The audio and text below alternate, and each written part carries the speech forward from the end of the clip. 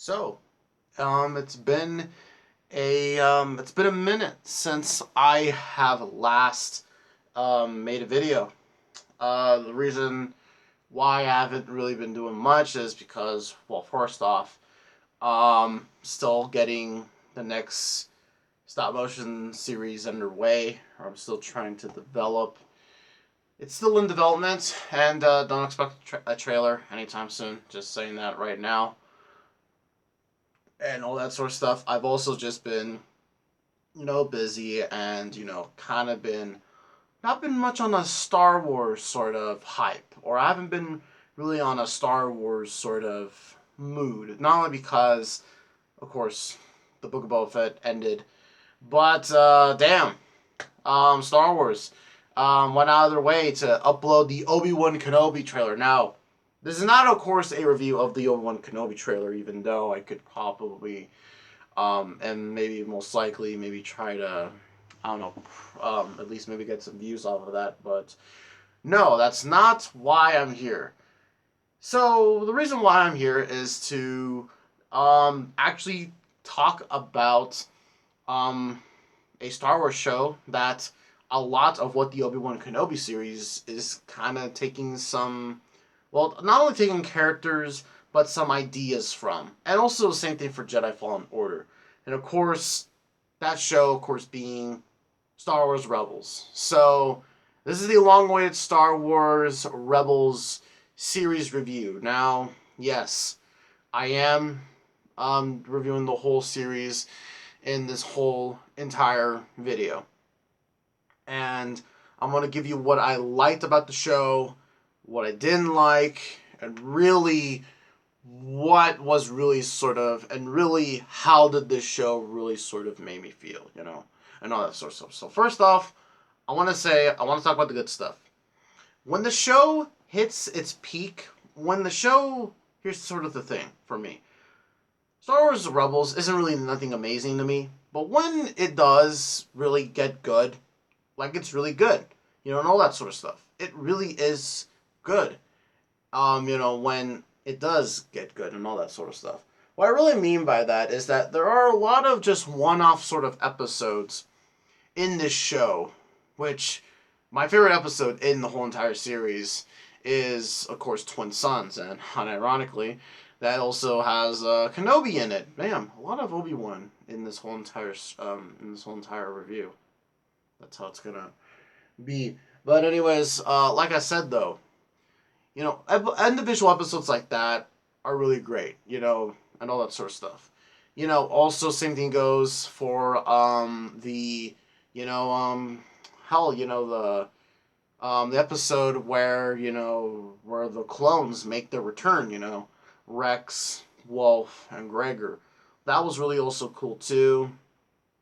Just really kind of any episode with the older characters, and by older characters I mean the recurring characters, where their stories were basically, we didn't know what happened to them after the Clone Wars. We didn't know what happened to Ahsoka. We didn't know what happened to Rex. We didn't know what happened to Maul. And of course now we all know what happened, of course because of Season 7. But at the time, we really didn't know. And this was the closest thing. And they really did a good job with it. Like, I really like what they did and all that sort of stuff. Here's just sort of the thing that, well, before I do get anywhere further, I want to also touch on really sort of, I guess we could say, also want to talk just about Thrawn, how I really like Thrawn. I think he was probably my favorite part of this whole entire show. I think that it's really damn cool to me how, it's really kind of ironic, of course, again, like I said, how basically Disney didn't really see any values in Legends material, but then here comes Dave Filoni and makes something, how something that was Legends now canon, again, and all that sort of stuff. And also another thing too is that head canon's also for personal preference and all that sort of stuff, or you could be like two big idiots wanting to connect both the Disney canon and the Legends canon together because, I mean, some of it can fit together, but some of it cannot. But going from that and going into the bad stuff I didn't like about this show. This show really didn't do much with the characters in the first few seasons. Like hell, for example, which my favorite character, ironically enough, is actually Sabine. Actually, like I mean, I don't know, and I only liked her due to because of those last few Mandalorian episodes. Um, and at the end of and like when season 4 started, I think, or that whole arc where she has the dark saber, she needs to prove herself back to her family, and where they free Mandalore until the Empire kamikaze it to fucking hell in the Book of Boba Fett. But apart from that, I really like this episode, and I really like Sabine as well. Just the thing is that they didn't really do much with the characters. They didn't do much with Hera, Zeb, or Sabine. We didn't find out anything much about Hera's backstory up until like the Ryloth episodes in like seasons 2 and then in 3.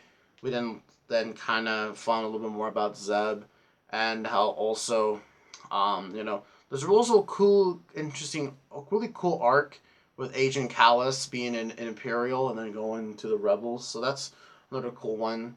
But but the show mainly focuses, well, if anything, it kind of likes to focus on Ezra. And my biggest complaint about Rebels is just sort of, here's the thing.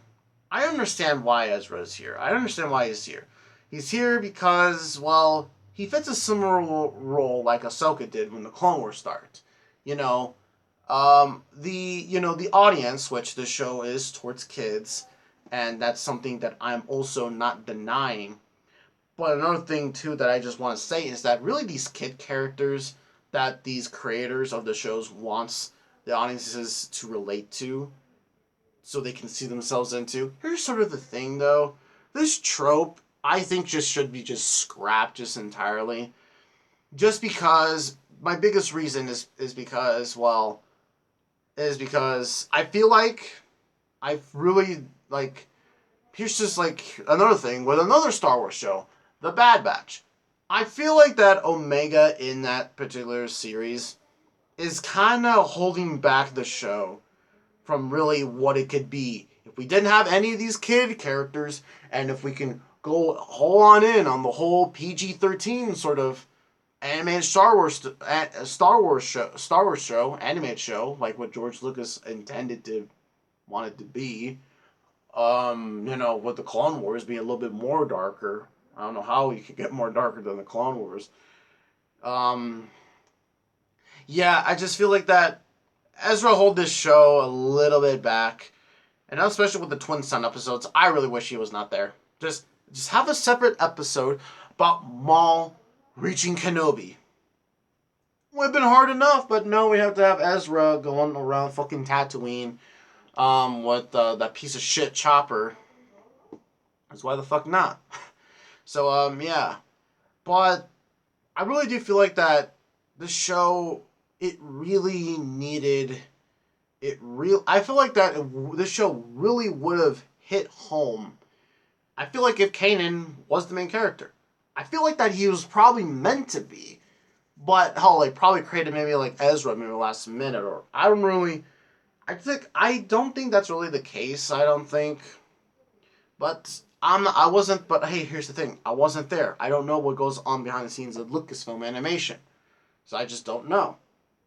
So, another also thing about this whole Clone War about Rebels is also too is that a lot of the same people from the Clone Wars come back to do this series, and it just feels like a really big downgrade from the Clone Wars. And I'm pretty sure a lot of people are saying, "Oh, you're comparing the show when they're two completely different shows." But I'm just really sort of saying, Disney kind of just dropped the ball on this one, just because, hell, it really just seemed like fuck. It just really, really kind of looks like.